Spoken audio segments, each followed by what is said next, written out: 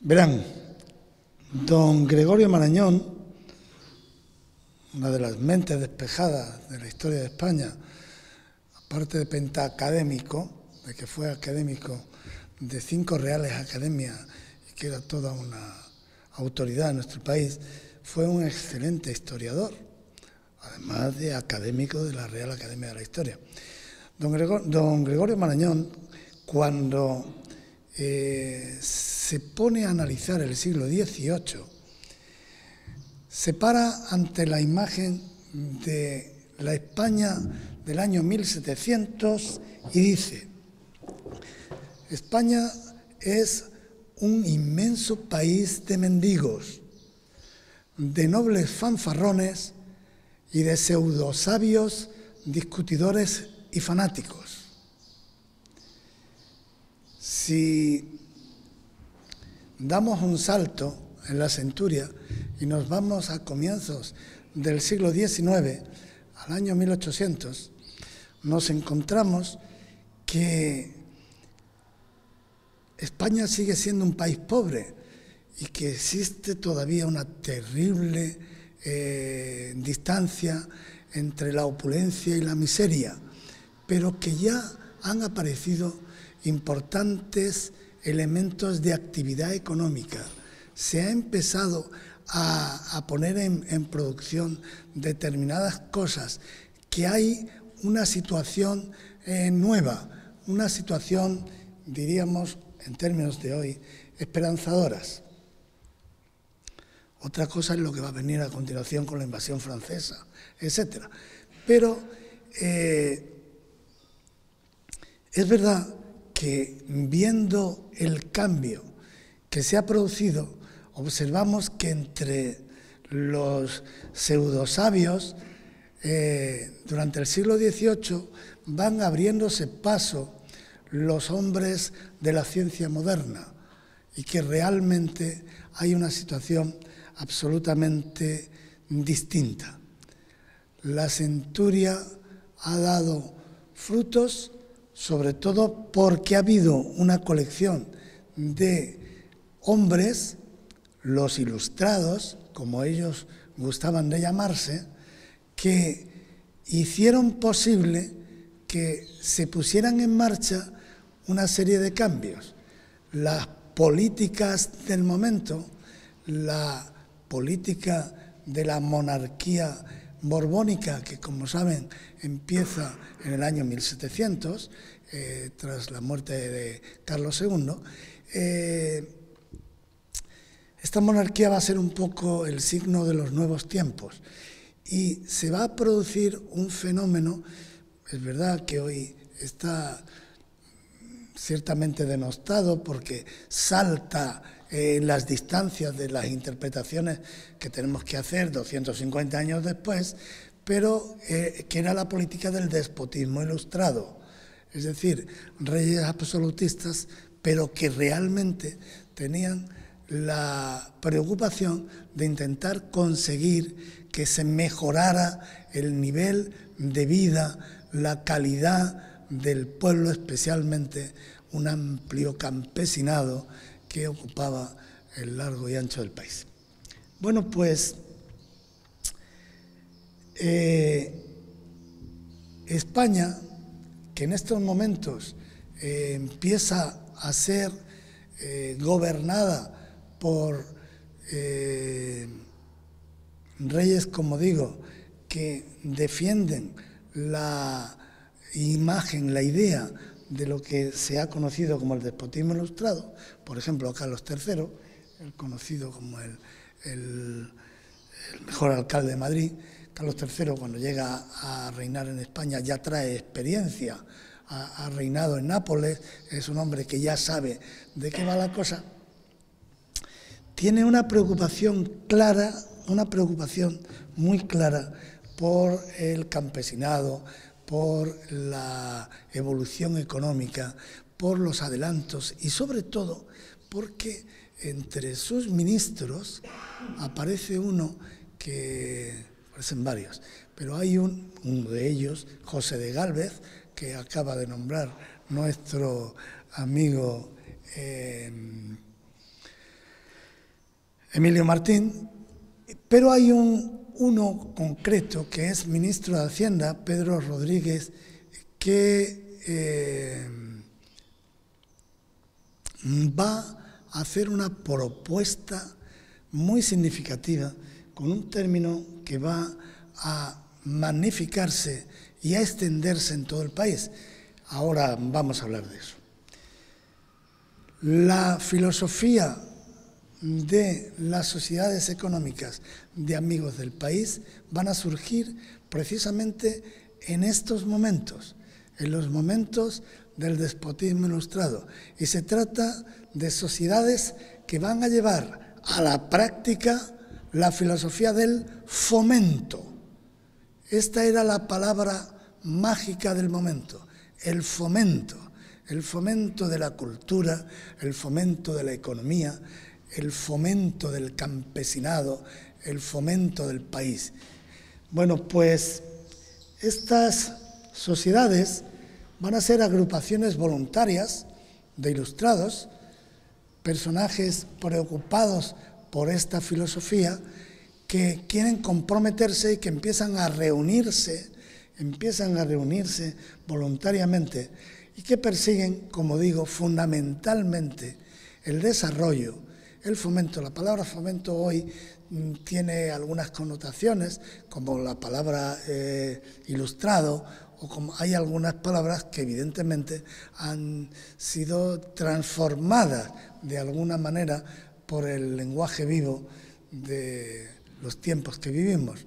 La palabra patria, por ejemplo, las sociedades económicas de amigos del país que tanto hicieron por el fomento de la cultura y de la economía en España, se llamaban todas sociedades patrióticas.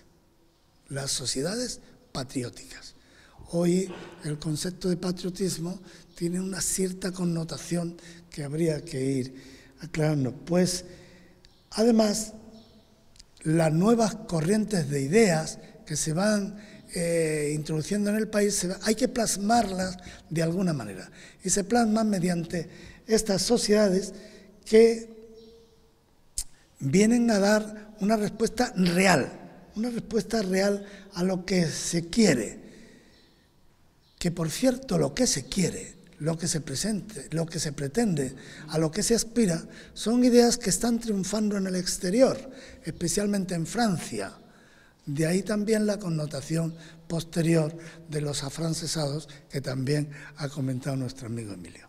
Es verdad que el triunfo de la filosofía del fomento en el país vecino va a entrar en España a través de estas asociaciones de voluntarios, de ilustrados voluntarios, que van a formar las sociedades económicas de amigos del país. La primera fue la Sociedad Económica Vascongada. Los vascos fueron los primeros que hicieron en España una sociedad económica de amigos del país. Y además la hicieron sin ayuda estatal, sin ningún tipo de animación exterior, y que se va a poner en marcha entre 1765, 63 y 65. No tiene estímulos gubernamentales, como ya he dicho, y su promotor fue un noble, el conde de Floridablanca. Por cierto, la nobleza, los militares, los funcionarios, el clero, son la inmensa mayoría de los que van a llevar a cabo esta filosofía del fomento. Los ilustrados están formados generalmente por funcionarios, nobles, militares, eclesiásticos. Miren, en el año 1774 se fundó, Campomanes, Pedro Rodríguez Campomanes, aquel ministro compañero de José de Gálvez, ministro del conde de Peñaflorida, el conde de Floridablanca, Campomanes publica un libro que se llama El discurso sobre el fomento de la industria popular. El libro de Campomanes es, en términos de hoy, un auténtico bestseller que se extiende a lo largo y ancho del país. Cualquier ilustrado, cualquier persona que defendía la filosofía del fomento, lo leyó con avidez. La imagen de Campomanes es muy significativa, pero sobre todo porque Pedro Rodríguez Campomanes no era un ministro normal. Cuando habla del fomento de la industria popular, estaba claramente autorizado porque era el ministro de Hacienda. Él era un economista, un experto en economía, sabía de lo que hablaba y estaba convencido de la necesidad de que este país rompiera por ahí. Y el camino, evidentemente, se le ocurrió que fueran las sociedades económicas. Él es el padre de las sociedades económicas. La primera, ya fuera de la Vascongada, va a ser la Sociedad Matritense, del año 1775. Esta sociedad económica tiene una importancia capital, no porque fuera la sociedad de la capital del reino, sino sobre todo porque se convierte en la madre de todas las demás. Desde allí, desde Madrid, el Consejo de Castilla envía estatutos de la sociedad matritense a cada uno de los grupos de ilustrados que a lo largo y ancho del país se les ocurría formar una sociedad económica, y ellos le mandaban los estatutos de la matritense buscando de alguna manera una relativa uniformidad y sobre todo que no se fuesen a alejar de los objetivos básicos del fomento de la cultura y de la economía. Entre 1775 y 1808, en España se fundaron un centenar de sociedades económicas de amigos del país. La de Vélez Málaga fue, a nivel nacional, la 38ª, o sea, relativamente temprana, pero es que a nivel de Málaga fue la primera de nuestra provincia y a nivel de toda Andalucía fue la 6ª.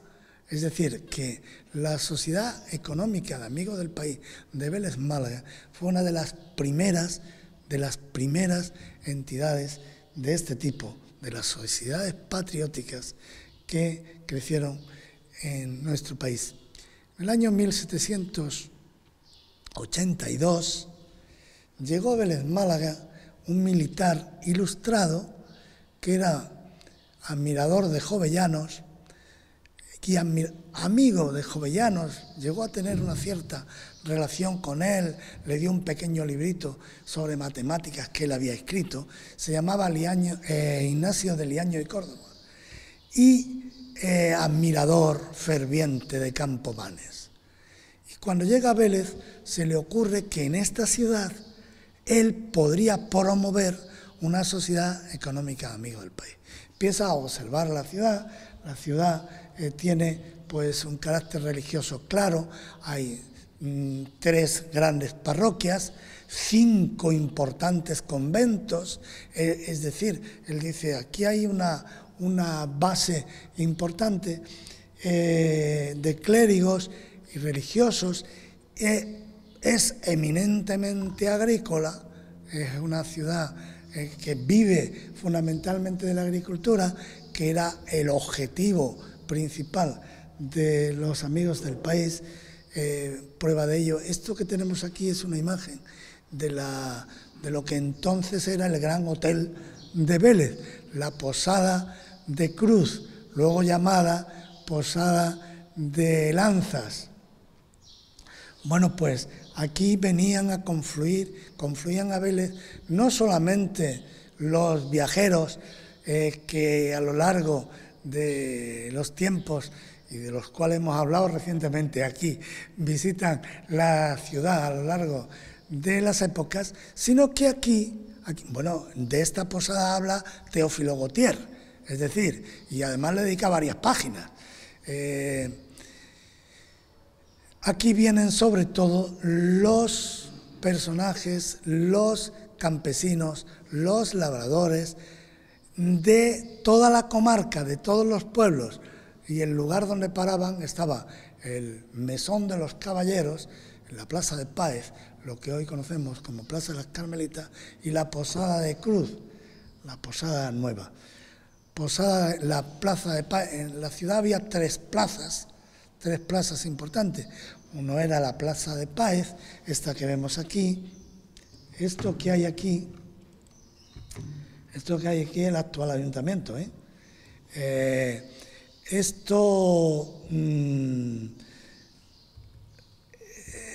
A partir del año 1700, que llegan las Carmelitas a Vélez, empieza a llamar Plaza de las Carmelitas.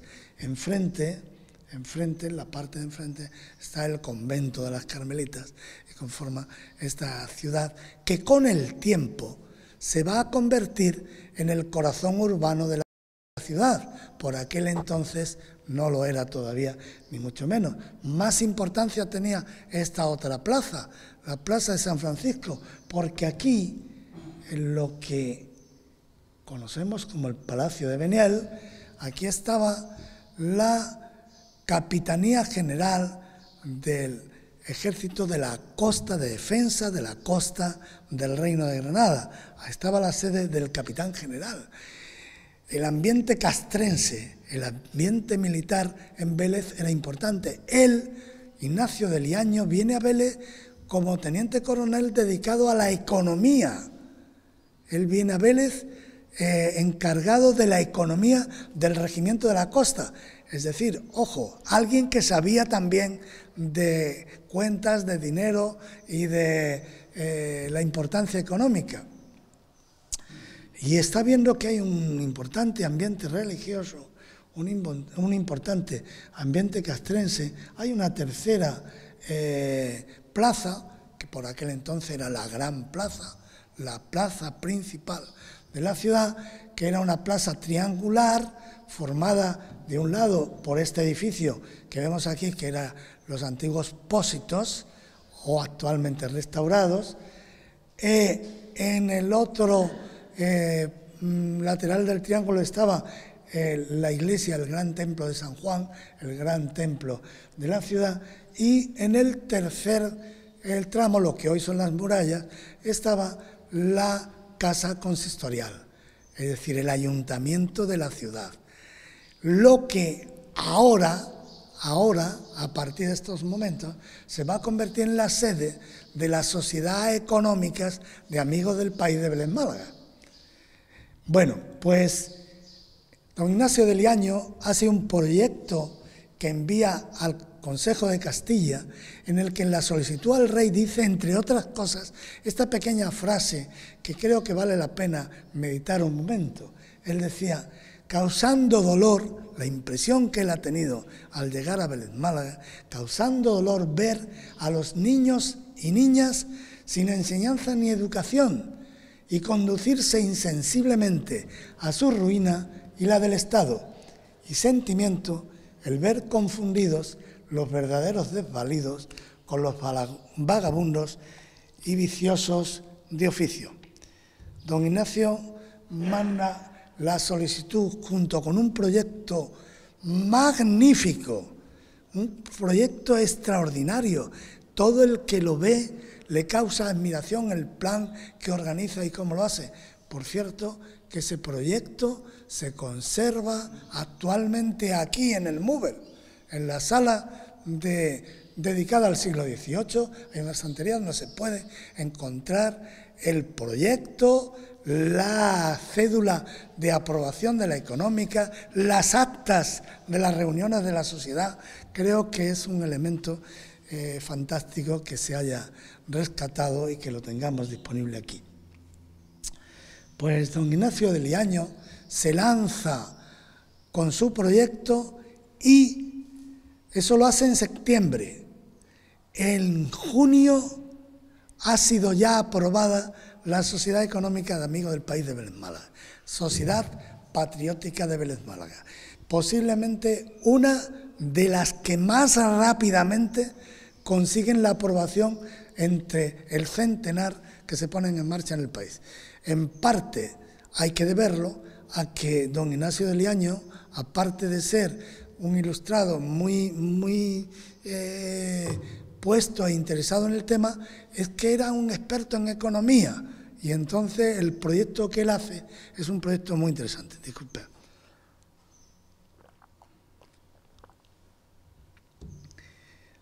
Precisamente la aprobación de la sociedad se produce el 17 de junio, pasado mañana, el 17 de junio del año 1783. De septiembre a junio, pues son los meses que han pasado en que él manda su solicitud y su proyecto. El Consejo de Castilla envía los estatutos de la Matritense para que aquí los ilustrados beleños lo estudien y hagan su proyecto, lo envíen, le hagan las correcciones desde Madrid, lo vuelvan a enviar y se produzca la aprobación definitiva.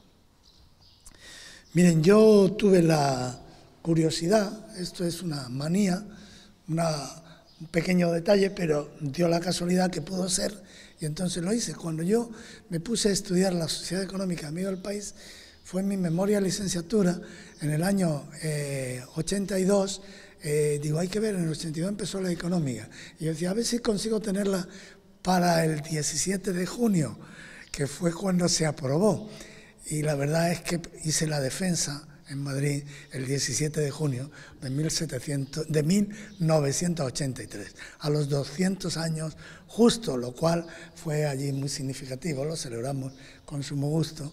Y cuento otra curiosidad porque las curiosidades, pues aquel año yo tuve que irme a mis milicias universitarias.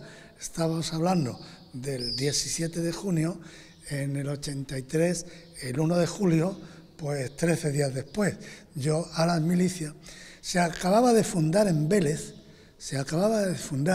una sociedad que se llamaba Centro de Estudios de la Axarquía, fundada por Antonio Segovia Lobillo, Antonio Jiménez, Antonio Serralvo, Joaquín Lobato, Paco Montoro, un grupo de gente empezaron a unirse a alcaldes de la comarca, un cierto movimiento muy interesante y idea, siempre me quedó la duda de si Antonio Segovia o Antonio Jiménez, porque los dos decían, no fui yo, bueno, me da igual. Lo cierto es que se les ocurrió llevar la copia de la memoria de licenciatura, del trabajo, de este trabajo mío, lo presentaron a una sesión especial que se organizó en el Ayuntamiento de Málaga. El alcalde entonces, Juan Gámez, que nos había ocupado una cierta tensión, tuvimos una tensión fuerte desde la demolición del Carmen, porque, en fin, no llegamos a entendernos con aquella desgraciada circunstancia, pues fue muy habilidoso y dijo, no, esto lo va a publicar el Ayuntamiento de Vélez. Digo muy habilidoso porque además a mí me mandaron a Lérida, estaba yo en las milicias, la carta con el acuerdo del Ayuntamiento, comunicando y tal, y muy bien. También que se quedó guardado, bien guardado, para que no se publicara. Lo que pasa es que durante 18 años, pues hubo gente, como ha dicho Emilio, hubo un profesorado de la universidad que estudiando el tema del siglo XVIII y tal, especialmente Rosario Camacho, la catedrática de arte, pues viniendo aquí al archivo municipal se tropezó con la memoria de licenciatura, empezó a verla y cuando publicó el libro del siglo XVIII en Vélez, Málaga, pues resulta que hubo la sorpresa de que aquel día tenía yo un problema familiar y no pude asistir. Me hubiera encantado porque Rosario, la verdad es que luego nos unió mucha amistad y aparte de ir al ayuntamiento, Charo venía a mi casa a ver temas sobre la económica porque ella se interesó muchísimo en el tema. Y en el libro que publica y que se presenta en Vélez, me cita, perdonen la inmodestia, 100 veces Montoro Fernández. Y en una de las citas la leyó en el acto de presentación. Decía, estoy mirando a Emilio porque en aquel momento acababa de ser nombrado técnico de patrimonio Emilio Martín Córdoba, y él fue el organizador de estas conferencias y concretamente de la de Rosario Camacho. Y Rosario Camacho decía, en aquella conferencia dijo que, hombre, que era una pena que ese libro estuviera sin publicar. Y leyó una de las citas que decía: el libro, el trabajo, la Sociedad Económica de Amigos del País de Málaga, de Francisco Montoro, que permanece inédito, es una lástima que no esté publicado porque es una auténtica aportación a la mentalidad del siglo XVIII español. Esto motivó rápidamente al personal. La concejala de Cultura entonces era María Victoria Naranjo, que se puso en marcha, el alcalde Antonio Subirón, que las coge al vuelo, y en cuestión de 4 meses el libro apareció publicado. Apareció publicado en junio, era el año 1999. Habían pasado 18 años, 17 años desde que se hizo, y de entonces a ahora han pasado otros 18 años. O sea que también ha llovido, la vida corre de una manera terrible. Y digo terrible porque me van a disculpar, ¿ve? El problema es porque es importante que no me enrolle, porque me enrollo y esto es... el libro vino a presentarlo el que había sido profesor mío en el Instituto Reyes Católicos de Historia, Juan Antonio Lacomba Avellán, porque él me dio mi clase de Historia en Preu, yo era uno de los chicos del Preu, y yo era del Preu de Ciencias.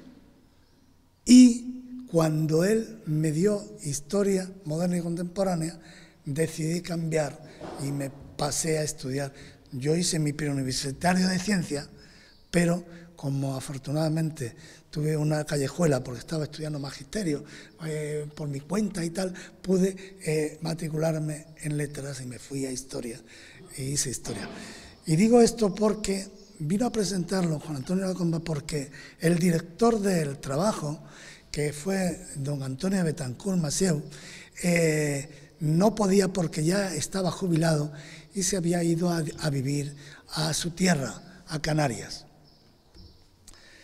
La referencia es que don Antonio Betancourt Macieu ha muerto hace 2 meses con 97 años y don Juan Antonio Lacomba Avellán ha muerto hace 3 meses con 78 años. Es decir, ambos dos, que fueron padres de mi afición y mi interés por la historia, pues desgraciadamente se nos ha ido hace escasamente 2 o 3 meses. Por cierto, don Antonio Betancourt volvió a Canarias.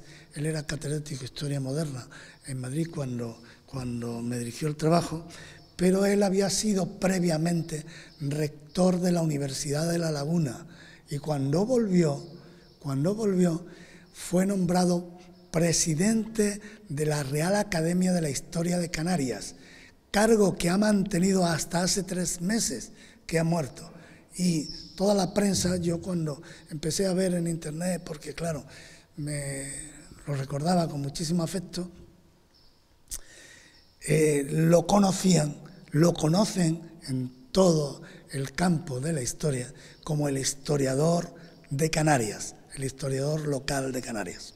Bueno, pues don Antonio Betancourt tuvo conmigo el detalle de que me aceptó el dirigirme el trabajo directamente. Normalmente no lo dirigía el catedrático, lo dirigía alguno de los... Pero él lo aceptó porque acababa de terminar de dirigir un trabajo sobre la Sociedad Económica de Amigos del País de Canarias. El personaje al que se la dirigió es actualmente el consejero de Cultura de Canarias. Bueno, ya no cuento más batallitas. Miren ustedes, la base social de los Amigos del País, de los 109 fundadores... Bueno, necesito hacer una aclaración previa. Miren, y es necesario, cuando en el 1999 se publica el libro de la Sociedad Económica de Amigos del País, la concejala María Victoria Naranjo, en la introducción del libro, que se hace en las solapas, puso: esta sociedad que luchó por la cultura y por el desarrollo de esta tierra, ¿sería extrapolable a los tiempos de hoy? ¿Sería posible? Bueno, pues hubo un grupo que cogió el guante, Manolo Berenguer, Alfonso Gil, hubo un grupo de 8 o 10 personas que cogieron el guante y decidieron formar la Sociedad de Amigos de la Cultura. Pues claro, Amigos del País resultaba un poco raro. Y hace unos días, apenas unos días, cuando hemos inaugurado el MUBEL, en el acto de inauguración estuvo José María Ruiz Povedano. José María Ruiz Povedano, que como saben es un historiador muy significado, que fue delegado de Educación, delegado de Urbanismo, presidente de la Diputación, y es un historiador reconocido con publicaciones muy valiosas. Me dijo exactamente allí en la esquina aquella, que es donde yo estaba, me dice: Paco, te lo vuelvo a decir, qué alegría que hayáis salvado la memoria de la Sociedad Económica de Amigos del País de Vélez Málaga con la Sociedad de Amigos de la Cultura. De hecho, que cada año se organicen las jornadas en estas fechas, semana antes, semana después, la SAC, que se nombre socio de honor en esta época, es para conmemorar aquel 17 de junio de 1783 en que se fundó la Económica Amigos del País. Por eso hoy le comentaba a algunos amigos que me siento especialmente enfadadito de que la SAC precisamente haya puesto a esta misma hora otro acto en otro sitio. Entonces, pues bueno, pues quería contarlo y ya lo he dicho. Miren, la base social estuvo formada por 109 fundadores. Prácticamente la cuarta parte, el 25% de cada uno de los integrantes eran eclesiásticos, militares, funcionarios y labradores. Es decir, lo mismo prácticamente que casi todo el país. El caso veleño no se diferenció del resto del país. Y los nobles que formaron parte fueron especialmente personas que se implicaron por simpatía, entre ellos Campomanes, entre ellos José de Gálvez, que se convirtió pronto en el director de la sociedad, en fin, bueno, el conde de Floridablanca, presidente del gobierno, solicitó ser miembro de esta económica. Y el fundador, hago una pequeña resumen para que no entretenerme mucho, el fundador, Ignacio de Liaño y Córdoba, este militar ilustrado del que os he hablado. Nuestra sociedad patriótica fue la primera de Málaga, precisamente cuando se fundó la Sociedad de Amigos del País de Málaga, la fundó el obispo Ferrer y Figueredo, que en aquel momento era el director de la de Vélez Málaga. Y dijo: pero bueno, con esto tan interesante, ¿por qué no hacemos una en Málaga? Y se fundó la Sociedad de Amigos del País de Málaga, la que actualmente preside nuestro amigo Ruiz Povedano, que es el director de la Sociedad Económica de Amigos del País de Málaga, que pervive. Los objetivos, esto ya es muy interesante, entra dentro de lo que es el proyecto que hace Ignacio de Liaño. Los objetivos, él los entra en 3 grandes objetivos. La Sociedad Patriótica de Vélez Málaga se va a preocupar de enseñar, ocupar y socorrer. Estos son los 3 grandes objetivos. Y hace un plan para llevarlo a cabo, del que ahora veremos, la solicitud el 5 de septiembre, como hemos dicho, y la aprobación el 17 de junio, como también hemos dicho ya. Los objetivos va a ser, en primer lugar, el de enseñar. Enseñar es el primero y el más importante de los objetivos de esta sociedad. De hecho, esta escuela, que no es una escuela del siglo XVIII, es del siglo después, del siglo XIX, sin embargo, recoge bastante el espíritu de lo que fueron aquellas escuelas de los ilustrados, en las que se hicieron escuelas de hilado, de trabajo, de costura, de tal, era porque tenían una preocupación de que la enseñanza fuera una enseñanza práctica, enseñanza para ocupar, enseñanza para que tuviera un rendimiento, para que fuera una enseñanza significativa. Yo que, los que me seguís por Facebook, sabéis que hablo mucho de mi abuela, cito mucho a mi abuela está precisamente aquí, a Marín Jaime.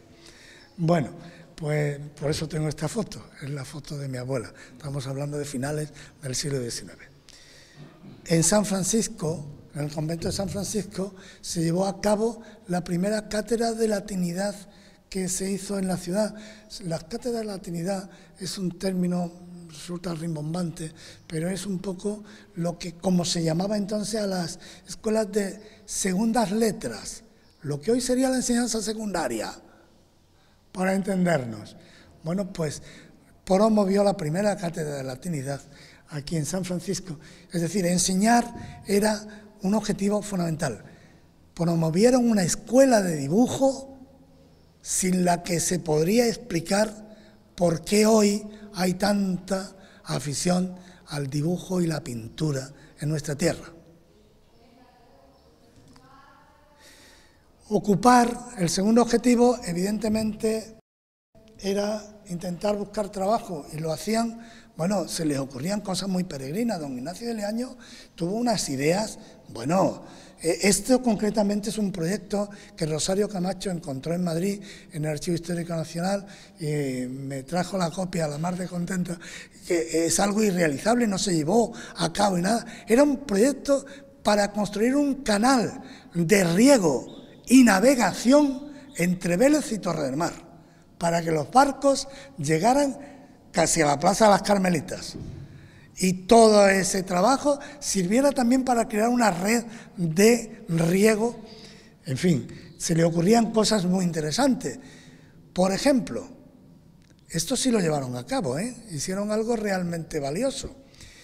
La caña de azúcar, que era la gran industria de nuestra comarca, especialmente nuestra tierra, estaba produciendo una hecatombe ecológica, porque la gran cantidad de azúcar que se producía, sobre todo porque el azúcar americano deja de venir porque los ingleses cortaron la comunicación de América con España, hace que la producción de azúcar aumentara muchísimo, y la cantidad de madera que había que quemar para la producción de azúcar era importantísima. La Sociedad Económica hizo un memorial, una de sus misiones era hacer memoriales, estudios para ver qué soluciones se les podían dar económicamente a la situación. Y una de ellas fue la alternativa de buscar carbón mineral para la industria del azúcar en vez de utilizar la madera. Después de hacer el estudio, por cierto, este memorial es el único que se ha conservado, que yo haya encontrado completo, porque lo publicó la Real Academia de la Lengua, no de la historia, es curioso. Y lo encontré y, en fin, afortunadamente es un memorial magnífico. Hace un análisis exhaustivo de cuántas cargas de leña son necesarias para cada caldera que hay que utilizar, en fin, y explica cómo en 20 años se había deforestado media Sierra Tejeda y Almijarra. Era algo realmente terrible. Bueno, una vez que ya tienen claro el objetivo, que era sustituirlo por carbón mineral, pues se lanzan a la búsqueda del carbón mineral. Y es curioso, pero descubren en Arenas del Rey unas canteras de carbón, de lignito, que ellos pretenden poner en marcha, que durante mucho tiempo ha estado intentando activarse, que luego no se han puesto en producción, y que mi amigo Rafael Lluch, junto con Pilar Pessi, la presidenta de la CEP, y yo publicamos un libro hace un tiempo, hace un año, que se llamaba El lignito de Arenas del Rey, donde se ve toda la producción, todas las posibilidades, la calidad de ese carbón y el futuro que hubiera tenido el tema. Entre los estudios que se hacen, que es muy interesante, lo que pasa es que luego no se llevó a la práctica. Hace unos años, hace unos 20 años, se reactivó un poco esta idea. Uno de los temas era lo caro que resultaba traer el carbón desde Arenas del Rey, bajarlo por Zafarraya para llegar al puerto de Torre del Mar. Pero se les ocurrieron que si se hacía una bajada por Cómpeta, se podía llegar muy fácilmente al mar y sería, bueno, el proyecto de hacer una salida al mar desde Cómpeta, Arena de Játar, Cómpeta y tal, fue un proyecto que ha sido el eterno proyecto de todas las diputaciones durante 200 años y que no se ha llevado a cabo y aquello no fructificó. Pero quiero decir que los amigos del país hacían cosas en las que para ocupar, hacían auténticos esfuerzos. A mí me llama mucho la atención cuando alguna vez le cuento a algún amigo que uno de los estudios que hacen, ese memorial, yo solamente tengo una parte, es que se conservaron mal, no se conservaron bien. Proponen que el futuro de esta comarca en agricultura deben ser los frutos subtropicales, el mango, el aguacate, la chirimoya, hace 234 años. Hace 234 años. Bueno, pues además de ocupar, su tercera preocupación era la de socorrer.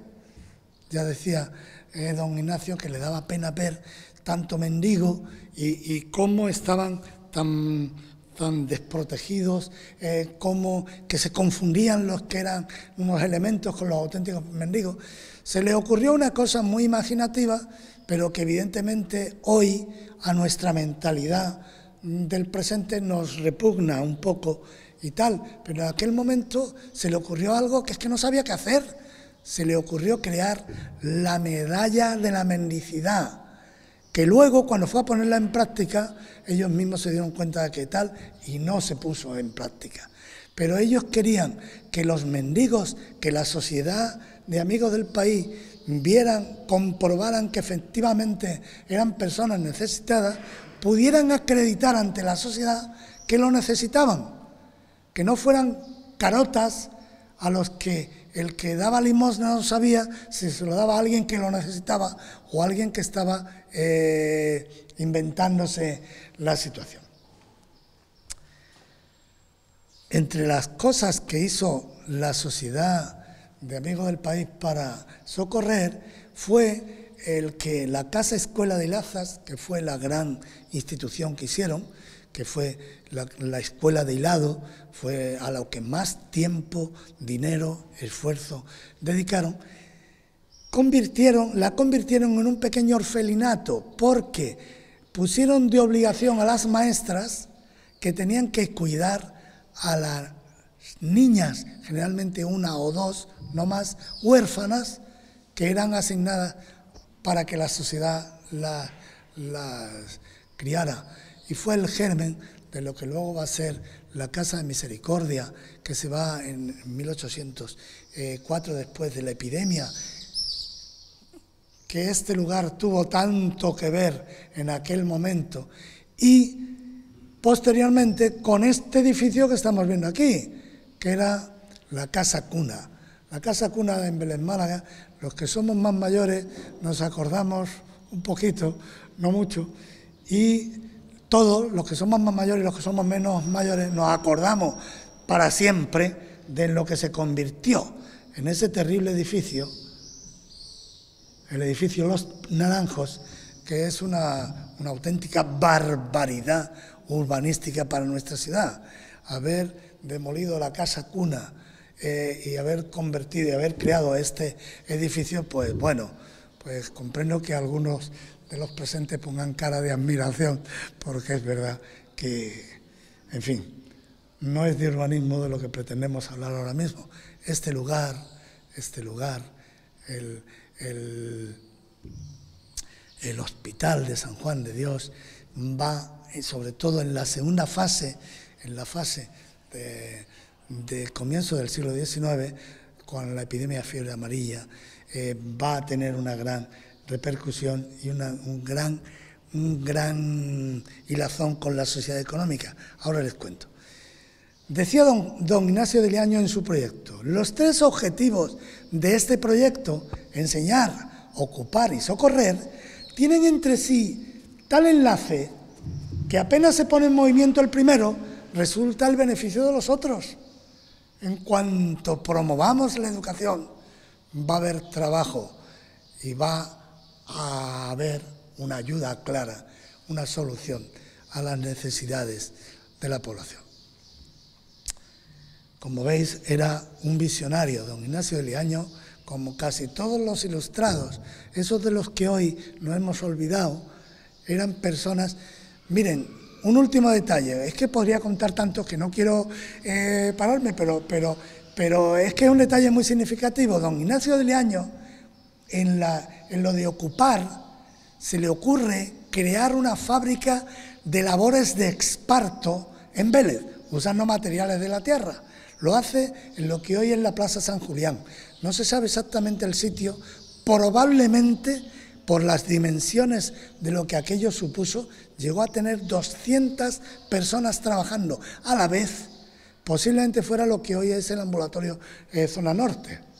Bueno, pues entre las ocurrencias de don Ignacio de Liaño fue comprar un barco, que luego no llegó a comprarlo, pero hizo toda la gestión y tal, comprar un barco para poder exportar, llevar y vender directamente los productos que se fabricaban en la fábrica de esparto. O sea, eran gente realmente imaginativa, que buscaban soluciones, que querían dar soluciones y respuesta al fomento.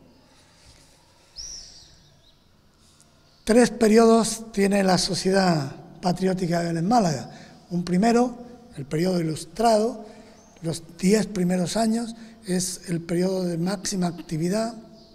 Muere prácticamente por inanición en 1793, se paran las juntas, todo se detiene. Tiene una explicación que yo me gustaría detallar, pero no voy a hacerlo. Simplemente voy a decirles una cosa. Las sociedades económicas tuvieron el apoyo de la corona. La corona impulsó en la medida de lo posible estas sociedades porque veían que era algo bueno para el país. Pero en 1789, cuando los franceses, en plena revolución, empezaron a cortarle la cabeza a los reyes, se asustaron. Entonces la corona española dijo, quieto, que esto... Y entonces, ¿qué hicieron? Pues la economía, que casi siempre venía por el Secretariado General de la Cruzada, la economía empezó a no llegar, a fallar, a cortarle el oxígeno, y estas sociedades pues empezaron a venirse abajo. 1793, la de Vélez Málaga tuvo que pararse, se paró durante 7 años. En 1800 empezó de nuevo, se animó de nuevo, se reactivó. Es lo que llamamos el periodo de las calamidades, porque en estos años se producen 2 tragedias espantosas. Una, la más grande tragedia que ha vivido Vélez Málaga en toda su historia, que fue la epidemia de fiebre amarilla de 1804. Esta epidemia dio lugar a que murieran 5.000 beleños en 3 meses. En una población de 11-12.000 beleños, murieron 5.000. Imaginaros qué hecatombe se produce en esta ciudad. Precisamente entre los que mueren regidores, muere el corregidor, mueren curas, muere el ciento y la madre. El pueblo que permanece eligen, como un caso excepcional, aunque hay otros casos en la historia de España, pero pocos, eligen a un corregidor regente. Es decir, hasta que el rey nombre corregidor, va a ser corregidor el que el pueblo hemos decidido. Miren ustedes en quién vienen a fijarse. Nombran corregidor regente de la ciudad a don Ignacio de Liaño y Córdoba, el fundador de la Económica. Bueno, pues él había reactivado, había tomado ya, de hecho, el que don Ignacio se pusiera al frente de la situación después de la epidemia de 1804 dio lugar a que esto se recompusiera de una manera notable, ¿eh? O sea, hizo un trabajo genial. Pero bueno, después de esta gran desgracia, de la que valdría la pena hablar mucho, yo le dediqué mucho tiempo, luego en la tesis doctoral, en Málaga en tiempos de la invasión francesa, le dedico un capítulo importante a la epidemia de 1804, es que a continuación se produce otro fenómeno. Mire usted, el pequeño detalle de la invasión francesa y de la guerra de la independencia. El país se encuentra tomado, se produce una guerra terrible, la más importante guerra, más importante y de mayores consecuencias que incluso la Guerra Civil Española del 36-39. La guerra de la independencia fue una tragedia terrible para nuestro país. Evidentemente, en este periodo de calamidades, pues la sociedad lo pasó muy mal y terminó cayendo otra vez, se paró, no pudo seguir y volvió. En esta época es donde digo que tomó mucho protagonismo, en la época de las calamidades, el Hospital de San Juan de Dios. El tercer periodo fue el llamado periodo liberal, de 1820 al 23, en el que se conoce como el periodo liberal o el periodo constitucional. Y es que aquí hay un antiguo, el gobierno intenta reactivar las sociedades patrióticas y se dan consignas desde el Estado de que se reactiven las sociedades que puedan, que es un modo de conseguir activar el país y tal. Hasta el punto de que en Vélez hubo 2, se reactivaron 2, la tradicional, esta y otra, de la que os hablaré otro día, que duró muy poquito, pero que es muy curiosa. Bueno, pues se pidió que los antiguos socios fundadores que vivieran, por favor, que ayudaran a reactivar la sociedad económica, y don Julián Coronado y don Esteban José de Alba y Ortega fueron los activadores, los que pusieron en marcha la económica durante este periodo. Fundamentalmente el alma fue don Esteban José de Alba y Ortega, un cura de San Juan, del templo de San Juan, que os pongo aquí porque ahora veréis por qué. Este hombre que era cura de San Juan, por cierto, tío del que luego va a ser ministro beleño, ministro de Isabel II, don Federico Baey, ministro de Gracia y Justicia. Bueno, pues don Esteban era un forofo de la Constitución. Yo he escrito algún artículo alguna vez que lo he llamado el cura que predicaba la Constitución. Esteban José de Alba muchos días salía por la mañana a la ciudad, iba de casa en casa hablando de la Constitución, no de la Iglesia, O sea, hablaba de lo importante que es la Constitución, del valor que tienen los valores constitucionales, qué tal. Él, este rótulo que vemos aquí, que por cierto hoy está otra vez puesto y pone Plaza de la Constitución, fue un regalo de él.